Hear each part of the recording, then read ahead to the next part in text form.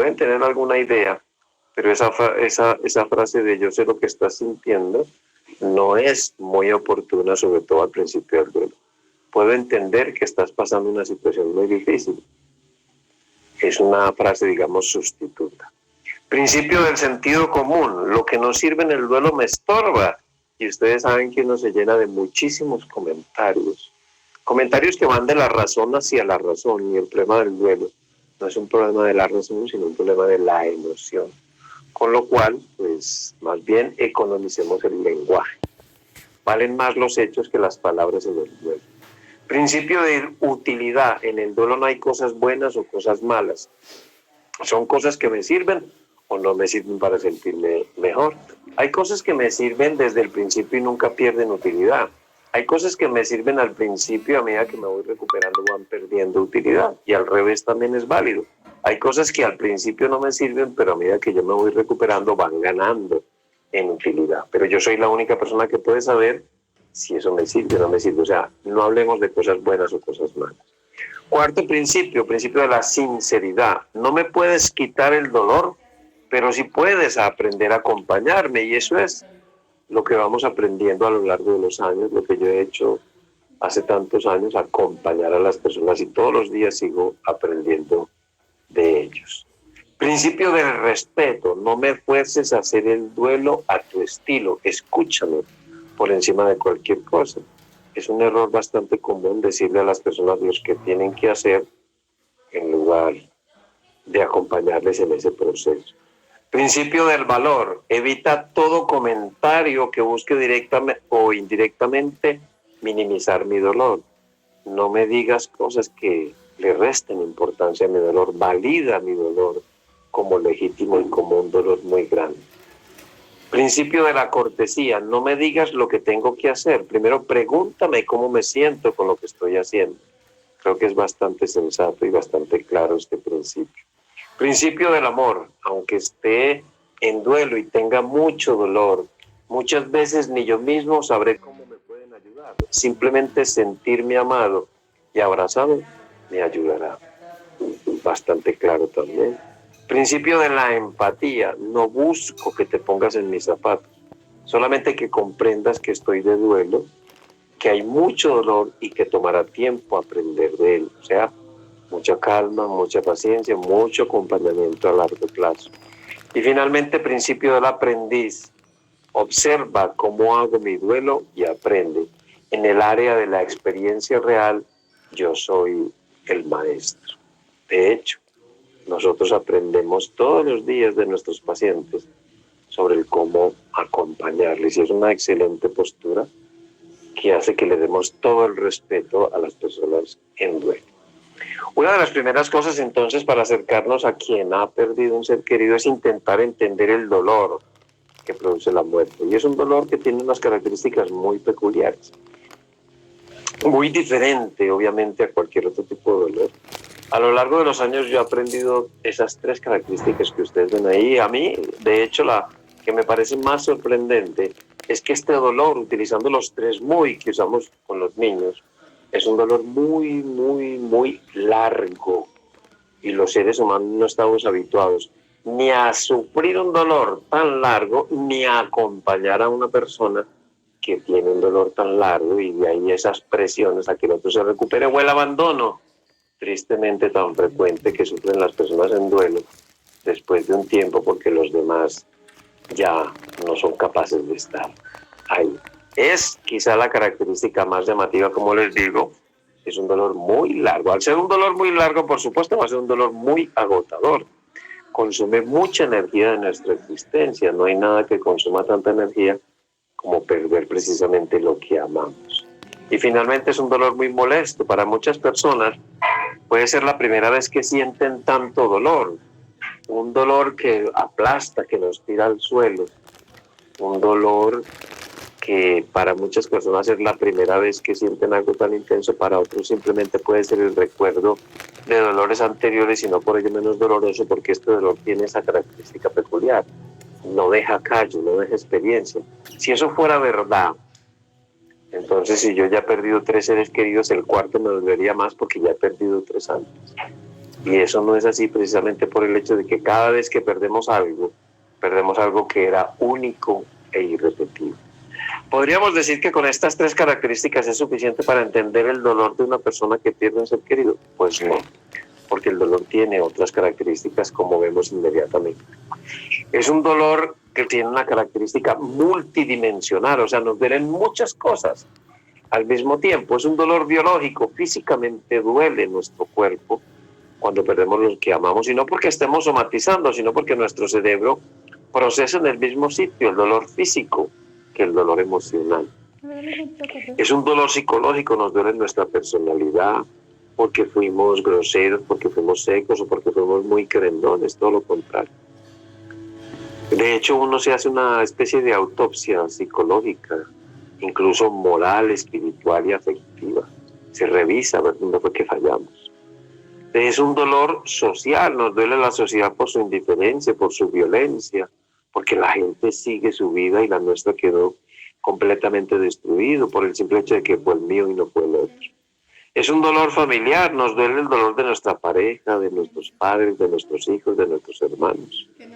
Es un dolor espiritual, no hay nada que nos toque tanto el alma como perder lo que amamos. Y finalmente es un dolor en el que duele el pasado, haya sido bueno o no haya sido tan bueno. Nos duele el presente por lo que nos está pasando justamente ahora, y nos va a doler especialmente el futuro por lo que nos resta de nuestra vida sin ese ser querido. Podríamos decir entonces que toda la vida en su conjunto duele. Además de esto, es un dolor que no tiene perspectiva de mejoría a corto plazo. No sabemos cuándo se nos va a quitar el dolor, si es que algún día se nos quita. Y es un dolor también que en lugar de mejorar con el paso de los días, va a peor, y no entendemos por qué. Y empezamos a cuestionarnos si es que estamos haciendo mal las cosas, o es que nosotros somos muy débiles, muy flojos, muy nerviosos, porque en lugar de mejorar vamos a peor. Y no es por eso, no es porque no seamos capaces, es porque este dolor es así, como veremos un poco más adelante. Entonces ahora sí podríamos decir que nos acercamos un poquito a entender el dolor de aquellos que pierden a un ser querido. Sin embargo, si la muerte no fuera sino dolor, pues no sería tan complicado, sobre todo el dolor pues por muerte, porque una de las cosas que nos hace la muerte es que destruye nuestro mundo en mayor o menor cantidad según lo que la persona que murió participase de nuestro mundo personal. Esas tres dimensiones que ocupan nuestro mundo personal: mi realidad, mi sentido de vida y mi personalidad. Todas las personas, todas las cosas, incluso partes de mi cuerpo, ocupan más o menos cantidad de esas tres dimensiones. Y cuanto más ocupen, más sensación voy a tener de destrucción de mi mundo personal. Eso que yo deposito de mi realidad, de mi sentido de vida, de mi personalidad, en las personas, en las cosas, en las partes de mi cuerpo, es lo que nosotros llamamos apego. Por eso el duelo es un asunto de los apegos, no es un problema del amor. Esa frasecita de que a mayor amor, mayor dolor, no es válida, porque es un problema de los apegos. De hecho, una de las cosas que nos demuestra el duelo es que después de sufrir mucho, de romper esos lazos de apego, nos damos cuenta que perfectamente seguimos amando a nuestro ser querido, aunque físicamente ya no esté, aunque ya no lo toquemos, no lo veamos, no lo escuchamos, porque hemos roto esos lazos de apego. Pero eso es una tarea bastante compleja y difícil, que sin acompañamiento puede ser más compleja. Fíjense aquí, por ejemplo, no más que para mostrarles las diferencias que pueden haber en lo que ocupa de mi realidad, de mi sentido de vida, de mi personalidad, un hijo, un esposo, una esposa, una mamá o un hermano, porque nosotros somos los únicos que les atribuimos a las personas mayor o menor cantidad de nuestro mundo personal. Pero hay muchos factores que hacen que la expresión del dolor sea diferente, porque no todas las personas expresamos el dolor de la misma manera. Y no solamente es porque seamos distintos, miren todos los factores que hay, 11 factores, características del apego, como vimos. A más apego, más problemas, en verdad, y tenemos que aprender a amar sin tanto apego. aunque el apego no es el malo de la película, los apegos son esenciales, pero hay que aprender a trabajar ese balance entre amor y apego, pero empezando por diferenciarlos. El tipo de pérdida, obviamente, no es lo mismo una pérdida súbita que una anticipada, aunque popularmente se cree que las pérdidas súbitas producen más dolor. Eso es muy difícil saberlo porque el dolor es una vivencia subjetiva y no contamos como con una especie de dolorómetro como para calibrarle a la gente qué es lo que le duele. Lo que sí sabemos es que las muertes súbitas, sea por enfermedad aguda, accidente, violencia, suicidio, a diferencia de las muertes anticipadas, que son aquellas que avisan como una enfermedad más o menos larga, producen un mayor estado de shock emocional, mayor aturdimiento, mayor confusión que una muerte anticipada que permite cierto periodo de adaptación. El hecho de que yo tenga un tiempo de prepararme puede significar que el aturdimiento inicial sea menor. La personalidad, pues sí, aquí todos somos distintos, todas las personas somos diferentes, todos los duelos son distintos, ahí sí es válido ese concepto. Pero como ven ustedes, no es el único, y también es importante recordar que a veces los hombres y las mujeres tenemos estilos diferentes de expresar las cosas, y entre nosotros los hombres es muy común lo que conocemos como el modelo macho man, en la cual el hombre intenta controlar sus emociones, no las deja salir con facilidad, es controlador, aquí no pasó nada, hay que seguir para adelante. Y si no tenemos en cuenta eso, pueden haber graves dificultades, sobre todo en las parejas, cuando pierden, por ejemplo, un hijo. Pero también entre los hijos cuando pierden un padre, para que tengan pues presente eso. Calidad y cantidad de los recursos internos y externos, por supuesto, nosotros nos recuperamos con solamente dos tipos de recursos, los internos, que son los que vienen de nuestra edad, de nuestra experiencia, de nuestro conocimiento, de experiencias previas con la muerte, de nuestras estrategias de afrontamiento, de nuestra espiritualidad, pero también con los recursos externos, que son los que vienen de otras personas o grupos, incluyendo mi grupo de duelo, incluyendo mi grupo de oración, incluyendo mi religión. Los mejores resultados se obtienen cuando se utilizan ambos tipos de recursos, pero hay que tener en cuenta también que hay seres humanos que no tienen suficientes recursos internos para hacerlo ellos solos, como son nuestros niños y aquellos familiares que tengamos con algún grado de discapacidad cognitiva, que al carecer de suficientes recursos internos y externos van a depender básicamente de nosotros. Y si nosotros no sabemos cómo acompañarles, sobre todo a los niños, las consecuencias pueden ser muy graves. Participación en el cuidado y duración de la enfermedad, eso también puede tener un impacto. Cuidar a alguien es muy agotador y si es muy largo el cuidado podemos estar muy cansados y no tener energía para iniciar de inmediato el proceso de recuperación.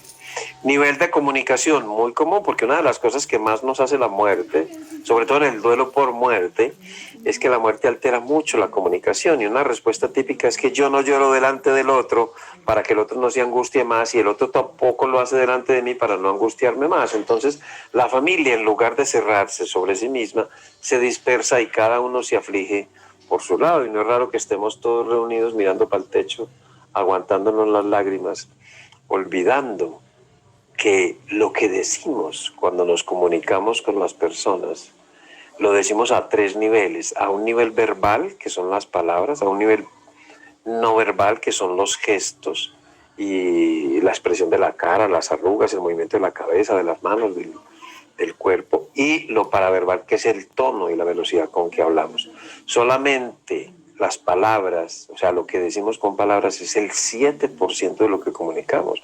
El 93% lo estamos diciendo con los gestos y con el tono y la velocidad en que hablamos, para que tengamos eso presente. O sea, eso de que yo no les digo nada para que no se angustien más, le estás diciendo solamente con palabras, estás quitando el 7%, pero el 93% se lo estás diciendo con los otros medios de comunicación. Crisis concurrente, eso significa cualquier otro problema que se presente, que venga antes del fallecimiento, que se presente durante o después. Eso va a complicar el proceso y le va a quitar energía que debería de ser dedicada al proceso, con lo cual va a alterar el desarrollo del mismo.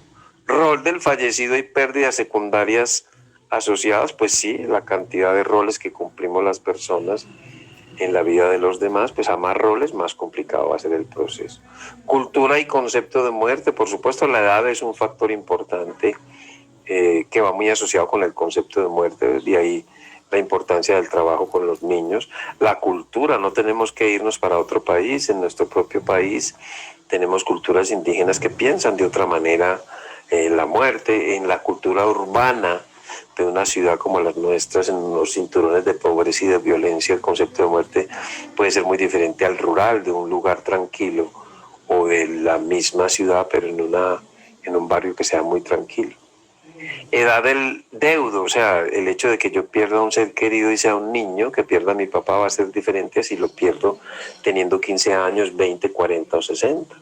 Y no es lo mismo tampoco si yo pierdo un bebé durante el embarazo, si pierdo un bebé recién nacido, un hijo de 5 años, de 15, de 40 o de 60.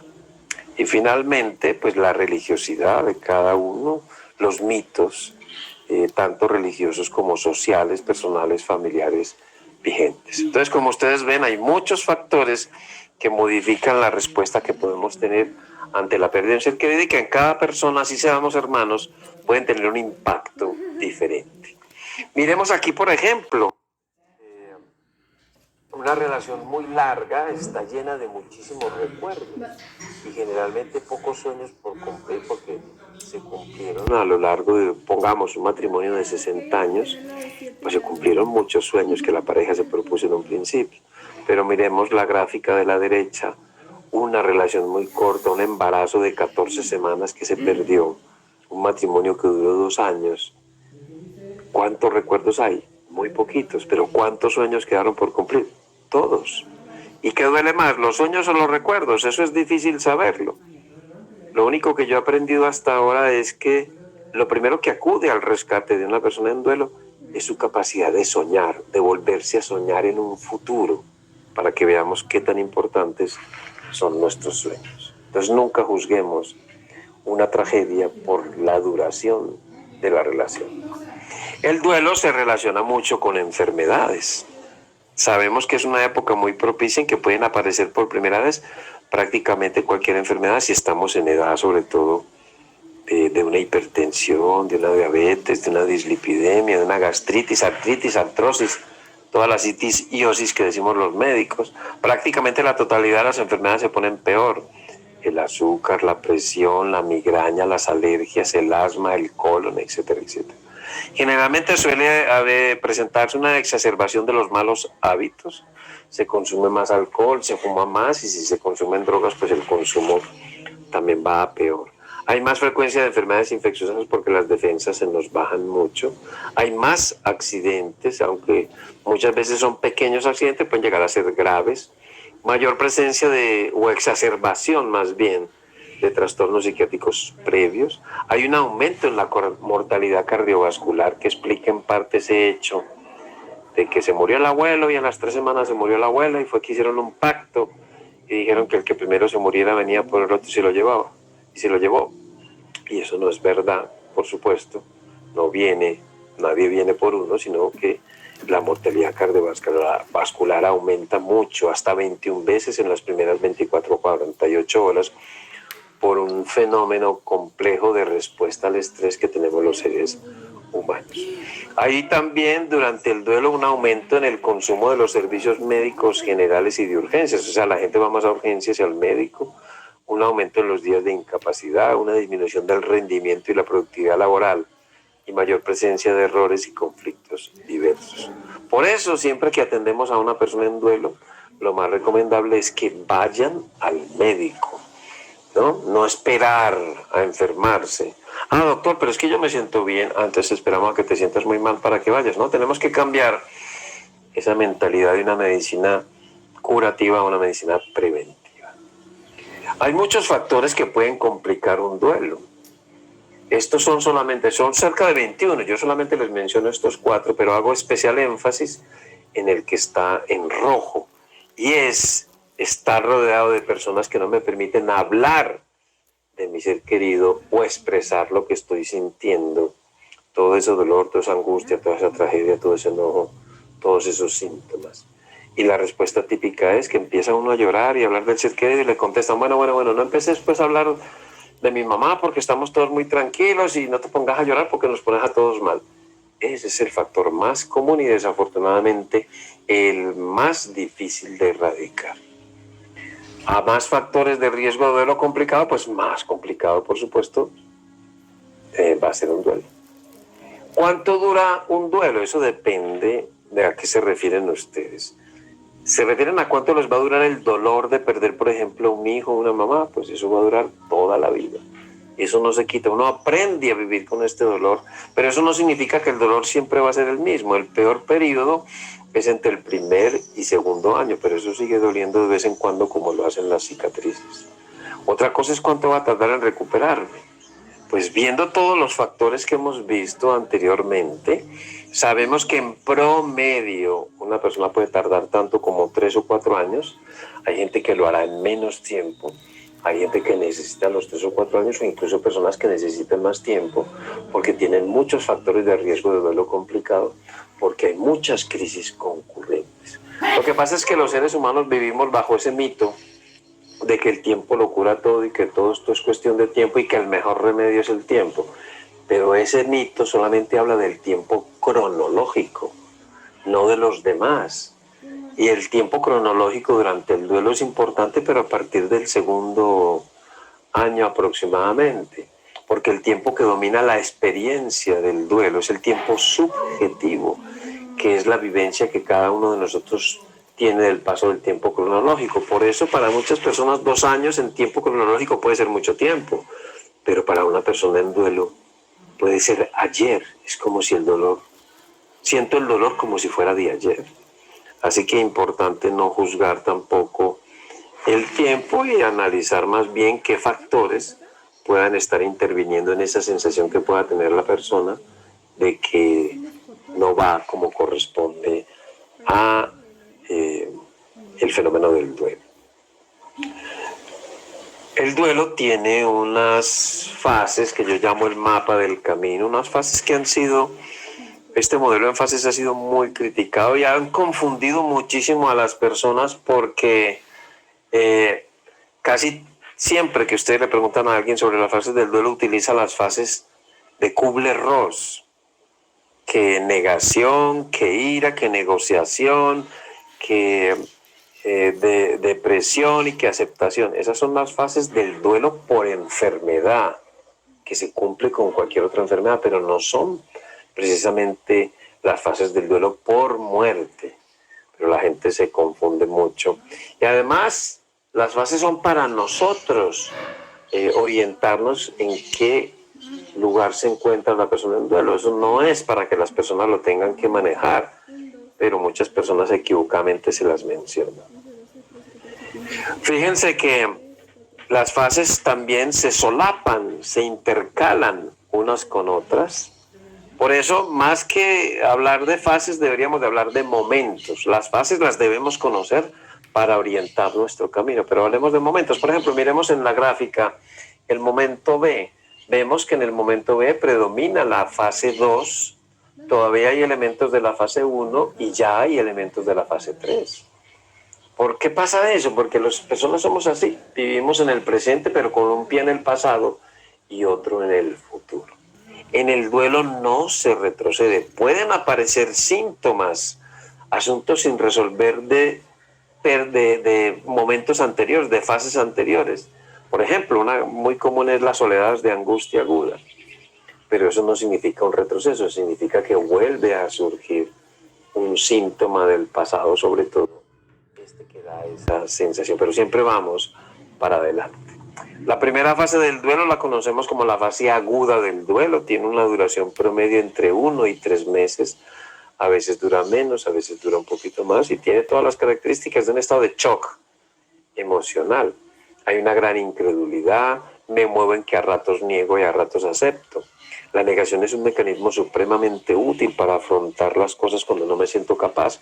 Y la aceptación no es un fenómeno en singular, sino en plural.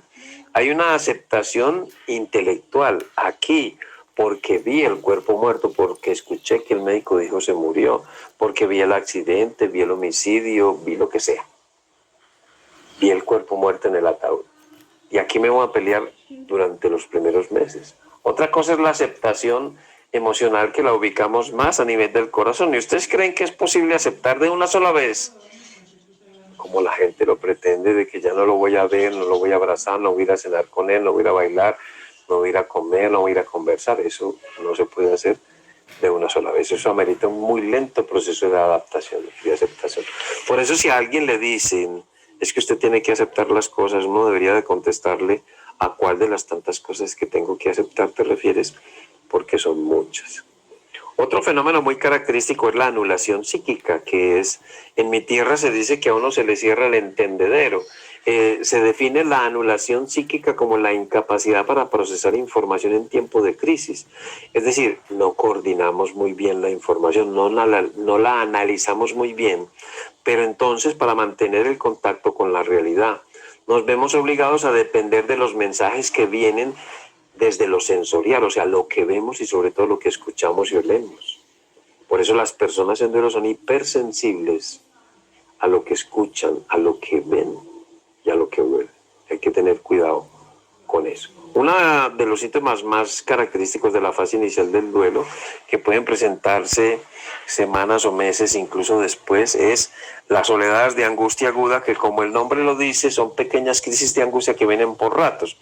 Es una sensación súbita, como si a uno le cayera un jarro de agua fría encima, con una presión en el pecho, un vacío en el abdomen, unas intensas ganas de llorar. Llora uno, descansa y al ratico vuelve el juego. Cada vez que algo o alguien nos recuerda la ausencia, se dispara una de estas oleadas, que se parecen mucho a una crisis de pánico y que mejoran mucho si nos acostamos a llorar previo a habernos tomado un vaso de agua fría, que es mucho más tranquilizante que cualquier bebida caliente. Pensamientos obsesivos son esas imágenes repetitivas, como un disco rayado, que cada vez que se repiten es que nuestra mente nos está diciendo, vea que sí pasó, vea que sí pasó. Y pueden llegar incluso a ser muy angustiantes para las personas. Síntomas de despersonalización, desrealización, es como si estuviéramos viendo el mundo de forma diferente, como si lo hubieran cambiado. Una sensación muy extraña, que es simplemente producto de la ansiedad y que es pasajera y no nos va a pasar nada. Son muy comunes también los trastornos de memoria, que los dividimos en amnesia disociativa, y es que a uno se le olvida una parte grande, 2 o 3 días, y los escotomas emocionales, que son pequeñas manchitas en la memoria que uno no recuerda ciertos detalles. El duelo es muy semejante a una montaña rusa. A ratos estamos bien, tranquilos, y después angustiados, después bien, después angustiados. Entender el fenómeno, entender el duelo como un fenómeno de montaña rusa, nos ayuda a calmarnos un poquito, sobre todo por el hecho de que cuando uno está triste uno cree que se va a quedar ahí, y uno dice, si me quedo aquí no voy a aguantar, pero uno vuelve y se recupera, y vuelve y baja, y vuelve y sube. Entonces, con las personas en duelo lo que tenemos que llegar a hacer es buscar qué cosas, cuando yo estoy triste, hacen que se encojan los momentos de tristeza, y qué cosas, cuando estoy tranquilo, hacen que se alarguen esos momentos. Es un trabajo conjunto entre el terapeuta o entre la familia, ¿no? El fenómeno, el enojo por pérdida del objeto amado, por supuesto, es la primera respuesta. Un enojo porque perdió un ser querido. Y eso es una respuesta del instinto, instintual. El enojo busca el retorno del objeto perdido, lo mismo que el llanto. Muchas preguntas sin respuesta, sobre todo la famosa pregunta del por qué, por qué, por qué. Recordemos que la mayoría de las veces el por qué no es una pregunta que amerite una respuesta, sino que es una forma que tenemos los seres humanos de lamentarnos. Pero sí hay una respuesta al por qué, solo que no ahora. Tal vez más adelante, cuando podamos hacer una mirada retrospectiva y ver todos los cambios que esta muerte generó en nuestra vida. Y finalmente, muchos síntomas físicos producto de esa descarga hormonal, de ese cambio tan peculiar que ocurre como respuesta al estrés.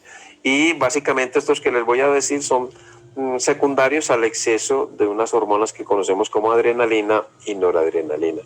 Boca seca, suspiradera, debilidad muscular, llanto, temblor sobre todo en las manos, trastornos del sueño y del apetito, manos frías y sudorosas, náuseas, aumento en la frecuencia urinaria, diarrea, bostezos, palpitaciones, mareos. Estos síntomas mejoran mucho si nos movemos, porque el duelo es un fenómeno de pensar poco, sentir mucho y moverse siempre. Pensar poco, sentir mucho y moverse siempre para gastar ese exceso de esas hormonas. En la medida en que la gente se va y ya no nos acompaña tanto y que la gente reasume sus vidas, pues comienza la segunda fase del duelo que llamamos como la fase de conciencia de pérdida, donde empezamos a darnos cuenta de que mi familiar no es que esté de vacaciones, no es que esté en el hospital o trabajando. Empezamos a ser conscientes de que sí se murió, de que eso es verdad. Y nos va a dar una sensación como de estar al borde de una crisis nerviosa, de perder la cordura. Y una frase muy característica de esta fase es: doctor, creo que no voy a ser capaz con esto. Eso define mucho esta fase, que tiene pues un síntoma muy largo y muy complejo en el duelo, que es la ansiedad de separación, que se manifiesta con ese ruego a Dios: Dios, déjamelo ver un segundito, 5 segunditos para calmar esta cosa tan horrible que estoy sintiendo. Aparece la culpa si no lo había hecho ya, y hay que ayudar a la gente a que diferencie la culpa irracional, que no es un síntoma del duelo, que es la que tiene que ver directamente con la causa de la muerte, y la culpa irracional que se presenta con esos hubiera o debería. Esta culpa irracional sí es un síntoma normal en el duelo y busca simplemente entender lo que sucedió en términos que sean comprensibles para nosotros. Cambia la calidad de los sueños y ahora hay un enojo un poquito diferente por la incapacidad de recuperar el objeto perdido. La tercera fase del duelo, que se presenta generalmente al final del primer año, es definida por muchos como un fenómeno, como una época, muy diferente, como el peor momento del duelo, porque ya lo que uno siente ya no se parece a la tristeza inicial, sino una tristeza diferente, como muy profunda, como que cala los huesos, y la gente empieza a pensar que lo que está es deprimida, porque ya lleva 8 meses y le dicen a uno: bueno, pero es que tu mamá se murió hace 8 meses, ya deberías de estar bien. Pues no, esa gente que te dice eso no conoce en nada el proceso del duelo, y es en este momento donde mucha gente busca ayuda porque se siente como deprimida y tiene pues esos síntomas. La persona prefiere descansar y estar sola por ratos, como aislada. Una gran impaciencia, tiene que hacer algo porque ya está cansada de tanto sufrir. Empieza a repasar las cosas, sobre todo de forma mental, por parchecitos, por pedazos. Hay un enojo consigo mismo y una gran necesidad de dormir, pues porque ya lleva el cuerpo y nuestro cerebro lleva muchos meses de estrés y necesitamos descansar. Estas 3 primeras fases es lo que conocemos como la fase aguda del duelo, donde la tarea fundamental es sentir, darle salida a esa cantidad de cosas que sentimos: dolor, tristeza, angustia, desesperación, vacío, soledad, incertidumbre, enojo, muchas cosas. Hasta ese momento nuestra vida giraba en torno al ausente, porque no está, porque lo quiero escuchar, lo quiero ver, lo quiero sentir. Pero a partir de aquí llega un momento en que la persona empieza a pensar en términos de yo tengo que, yo voy a, empieza a pensar primero en sí mismo. Cuando empieza a hacer eso, comienza lo que llamamos la fase crónica del duelo, donde ya empezamos a reconstruir nuestra propia vida, que es la palabra para esta segunda parte del duelo, la fase crónica de reconstruir. Con esta cuarta fase, que la llamamos la fase de cicatrización, donde vamos a reconstruir nuestra forma de ser, retomar el control de nuestra propia vida, abandonar roles anteriores, buscar un significado a lo sucedido, y generalmente se resuelve el enojo. Es un periodo ya de aceptación intelectual y emocional, donde la persona cambia su visión del mundo. Y por último nos queda la última fase del duelo, que es la fase de renovación, donde básicamente lo que vamos a hacer es aprender a vivir para nosotros mismos. Probablemente no seamos las mismas personas, pero lo que sí sucede es que recuperamos nuestro nivel previo de funcionamiento. Van a cambiar muchas cosas en nuestra vida, como algunos conceptos, ¿no? Porque la muerte produce una crisis de conceptos sobre la belleza, el amor, la amistad, la justicia. Es un proceso de reconstrucción también de significados. Un aspecto muy importante cuando trabajamos en familia es el fenómeno que llamamos asincronía. Como todos somos personas distintas y el impacto de la pérdida en esos 11 factores que vimos anteriormente. Va a ser diferente la respuesta natural, adaptativa, instintiva, adecuada, es la asincrónica, es decir, iremos todos a ritmos distintos y es respetable y hay que reconocer entre nosotros que como somos distintos y todos los factores son distintos, vamos a ir a distintos ritmos. Eso no significa que seamos incompatibles, ¿no? Podemos empezar a compartir estrategias para salir adelante como familia. ¿Cuándo acudir a buscar ayuda? Pues yo me baso hace muchos años en una modificación que hice de la ley de Hansel. La ley de Hansel es una ley de intervención en crisis que dice que la efectividad de un servicio de intervención en crisis aumenta de modo directo en función de su proximidad, tanto al tiempo como al incidente de crisis. La adaptación es cuanto antes busquemos ayuda, tanto mejor, porque evitamos que se formen patrones disfuncionales del duelo. El duelo tiene unas tareas, porque el duelo no es un fenómeno pasivo. Hay que hacer cosas para recuperarnos. Habrá momentos donde trabajamos mucho y habrá momentos donde observamos cómo es la respuesta a todo lo que hemos puesto en marcha. Pero sí hay una serie de tareas en la que yo también difiero un poco de otros autores. Para mí, la primera tarea me la dice el sentido común, y es que yo no conozco el proceso. Entonces, la primera tarea es educación en duelo. Necesito conocer este proceso, porque yo no me puedo enfrentar de una manera efectiva a un proceso si no lo conozco. Por eso la primera tarea es la información. El problema es de dónde saco la información. De un terapeuta, válido, pero ¿cuántos están bien capacitados en duelo? ¿Cuántos ven personas en duelo? Una manera de calibrar un terapeuta es preguntarle, bueno, ¿cuántos pacientes ves de duelo diarios y cuántos grupos de duelo coordinas? ¿Dónde iríamos ante una persona que nunca o casi nunca ve personas en duelo, por muy buen profesional que sea y que no tiene grupos de duelo, o ante otro no tan famoso pero que tiene grupos de duelo todos los días y ve personas en duelo todos los días? Ahí les queda esa inquietud. Los grupos de duelo sería quizá lo más importante. Sin embargo, pues depende de quién lleve ese grupo de duelo.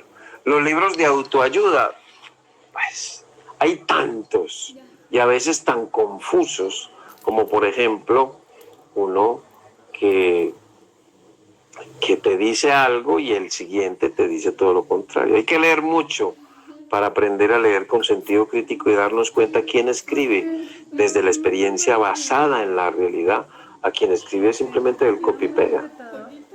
Copia cosas y escribe un libro en ese sentido. La internet y las redes sociales, pues depende de quién alimente estas redes, ¿no? Porque también hay cosas muy peligrosas ahí.